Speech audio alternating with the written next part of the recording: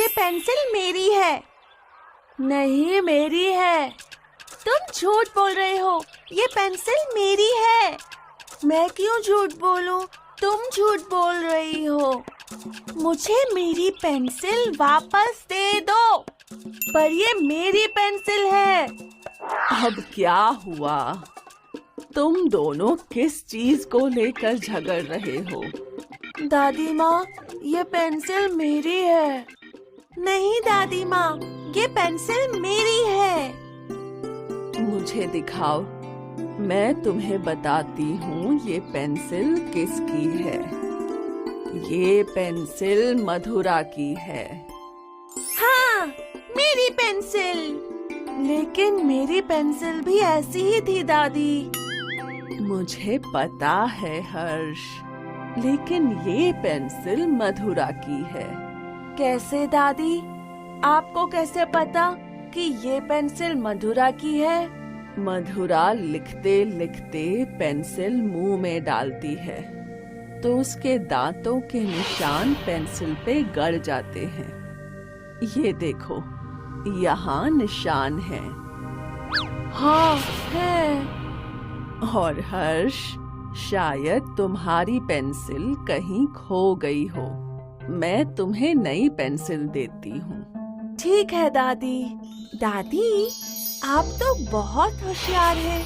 आपने झट से पेंसिल पहचान ली। वो तो मैं हूँ, लेकिन गौतम बुद्ध से होशियार नहीं हूँ। गौतम बुद्ध कौन है? 5वीं शताब्दी में एक बहुत ही सिद्ध पुरुष थे, गौतम बुद्ध। चलो, मैं तुम्हें उन्हीं की एक कहानी सुनाती हूँ। भारत के एक गांव में भरी दोपहर में 2 औरतें झगड़ रही थीं, हेमा और रेखा। तुम मेरा बेटा चोरी करना चाहती हो। ये मेरा बेटा है, तुम इसे चोरी कर रही हो। उल्टा चोर कोतवाल को डांटे। ये मेरा बेटा है। क्या बहन, क्यों झूठ बोल रही हो? मैं झूठ बोल रही हूँ या तुम? मैं अपने बेटे के लिए झूठ क्यों बोलूंगी? इन दोनों का झगड़ा सुन कुछ लोग वहां जमा हो गए। उनमें से एक ने सुझाव दिया, तुम दोनों बच्चे की कसम खाओ। मैं बच्चे की कसम खाती हूँ कि ये मेरा बेटा है। बहन, मेरे मुन्ने की झूठी कसम मत खाओ।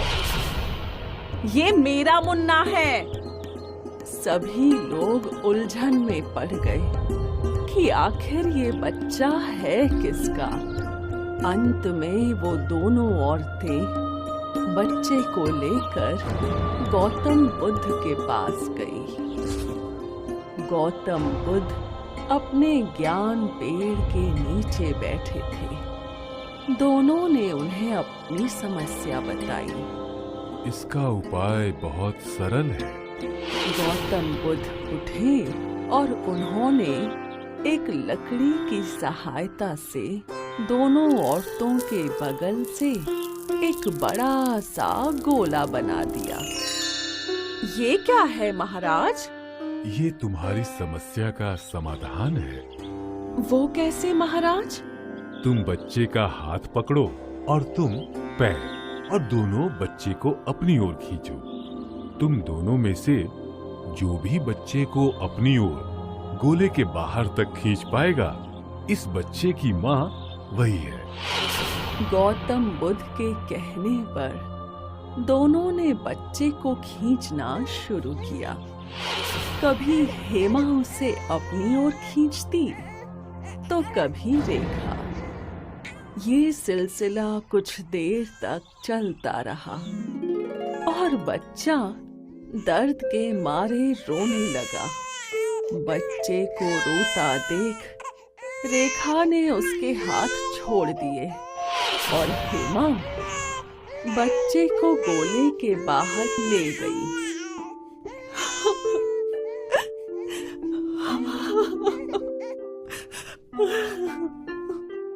मैं ही इस बच्चे की माँ हूँ। नहीं नहीं नहीं, तुम बच्चे की माँ नहीं हो। लेकिन आपने ही तो आदेश दिया था महाराज। जो बच्चे का दर्द नहीं देख पाई वही उसकी असली माँ है। गौतम बुद्ध ने वो बच्चा रेखा को दे दिया। दादी माँ, गौतम बुद्ध तो सच में बहुत बुद्धिमान थे, बिल्कुल मेरी तरह। तुम और बुद्धिमान, तुम तो अपनी पेंसिल भी नहीं पहचान पाए। हर्ष, हर्ष, क्या तुम यहाँ हो? मधुरा डरपोक, मधुरा डरपोक। अच्छा रुको, तुम्हें मजा सिखाती हूँ। तुम्हें तो आज मजा सिखा के ही रहूंगी। क्या हुआ मधुरा? रुक जाओ दोनों, रुक जाओ। ये हर्ष का बच्चा मुझे सता रहा है। नहीं दादी, मधुरा डरपोक है। डरपोक?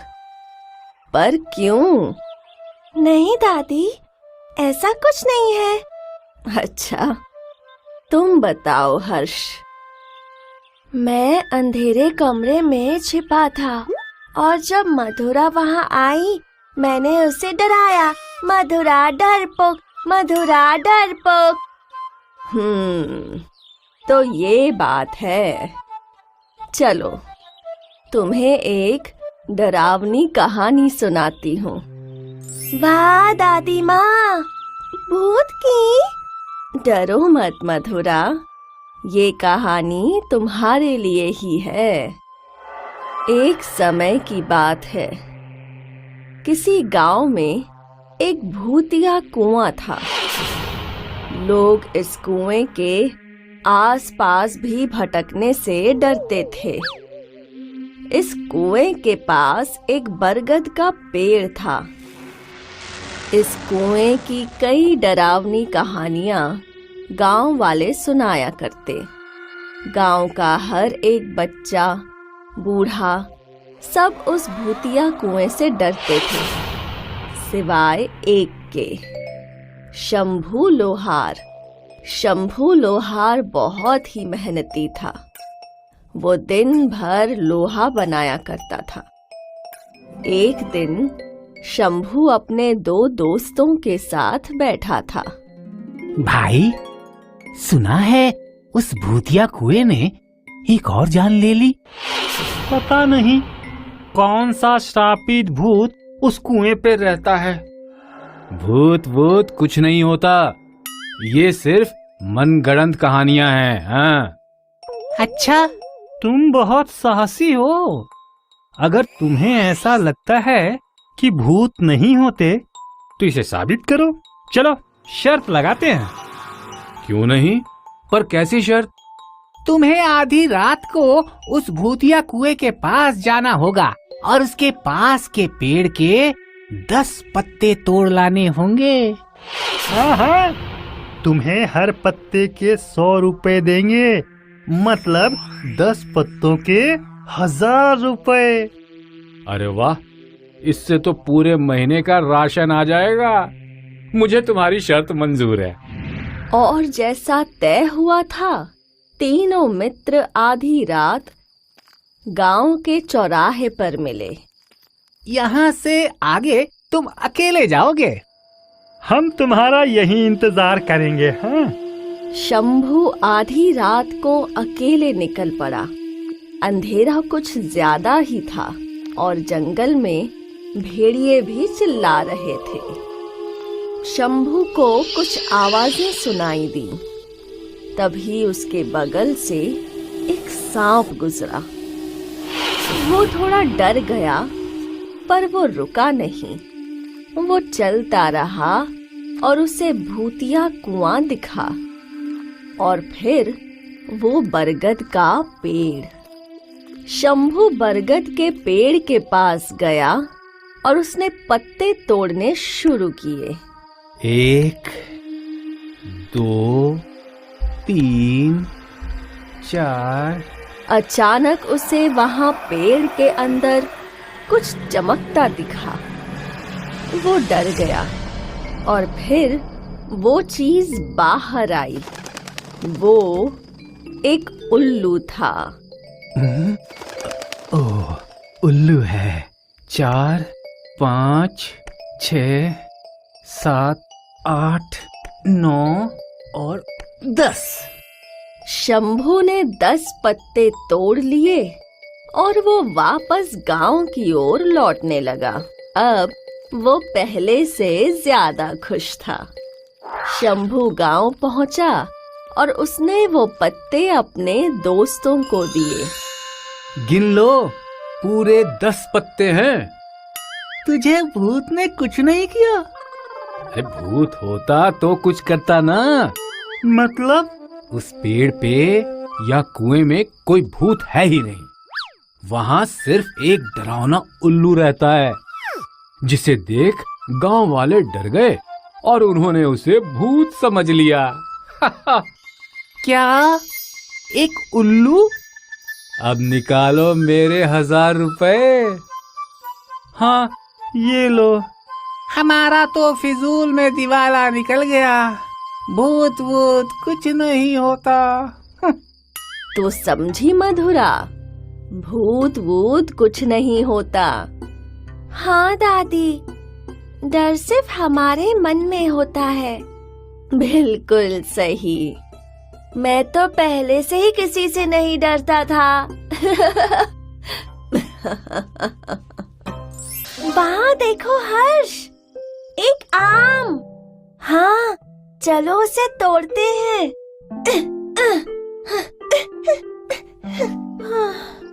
एक आइडिया है, आराम से। मिल गया, मुझे आम मिल गया। लाओ, आम मुझे दो। नहीं, तुम्हें क्यों? क्योंकि ये आम मेरा है, तुम्हारा नहीं, मेरा है। अगर तुम मेरे कंधों पर नहीं चढ़ते तो तुम्हें आम नहीं मिलता, तो ये आम मेरा हुआ। लेकिन मैंने इसे तोड़ा है। नहीं, मैंने कहा ना, मेरा है। मेरा, मेरा, मेरा है। नहीं, मेरा है। तुम दोनों फिर लड़ रहे हो। हर्ष ने मुझ पे चढ़ के ये आम तोड़ा, तो ये मेरा हुआ ना। लेकिन दादी, तोड़ा तो मैंने, तो मेरा हुआ। तो ये बात है। चलो, तुम्हें एक कहानी सुनाती हूँ, फिर खुद ही सोच लो किसका आम है ये। कई सालों पहले एक जंगल से एक अंधा गुजर रहा था। वो यहाँ वहाँ टकरा रहा था।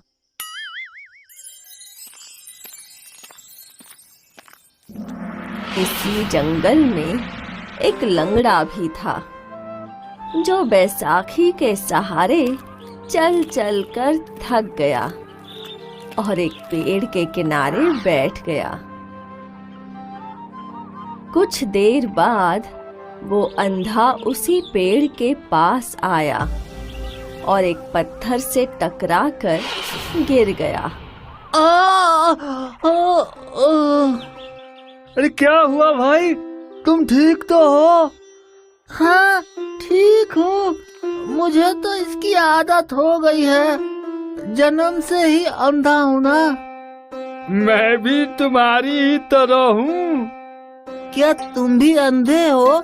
नहीं नहीं, मैं पैरों से अपाहिज हूँ, मैं चल नहीं सकता। अरे रे रे, ऊपर वाले ने हम दोनों को अधूरा बना दिया। वैसे भाई, तुम कहाँ जा रहे हो? यही बगल वाले गांव में। मैं भी वहीं जा रहा हूँ। क्यों ना हम एक काम करें? मैं देख नहीं सकता और तुम चल नहीं सकते, तो एक काम करो, तुम मेरी पीठ पर सवार हो जाओ। मैं तुम्हारे पैर बन जाऊंगा और तुम मेरी आंखें। अरे वाह, इससे तो हम जल्दी दूसरे गांव पहुंच जाएंगे बिना किसी तकलीफ के। लंगड़ा अंधे पर सवार हो गया और उन्होंने अपना सफर शुरू किया। दोनों एक दूसरे से बातें करते चलते गए। दोनों बहुत खुश थे। जब दोनों एक बड़े से पेड़ के बगल से गुजर रहे थे तो भाई, इस पेड़ के अंदर से बहुत रोशनी आ रही है। तो भाई एक काम करो, मुझे वहाँ ले चलो। अंधा और लंगड़ा दोनों वहां गए और उन्हें वहां एक सोने के सिक्कों से भरा मटका मिला। भाई, यहाँ तो एक सोने के सिक्कों से भरा मटका है। अरे वाह, हमारा तो भाग्य ही खुल गया। दोनों ने वो मटका लिया और उसी तरह गांव पहुंचे। गांव पहुंचकर भाई, अगर मैं तुम्हें उस पेड़ तक नहीं ले जाता तो ये खजाना नहीं मिलता। तो ये खजाना मेरा हुआ। अगर मैं रोशनी नहीं देखता तो तुम्हें ये नहीं मिलता। तो ये मेरा हुआ। नहीं, ये मेरा है। नहीं, मेरा है। इन दोनों का झगड़ा एक सज्जन इंसान ने देख लिया। क्या मसला है भाई? आप दोनों लड़ क्यों रहे हैं? दोनों ने अपनी कहानी बताई।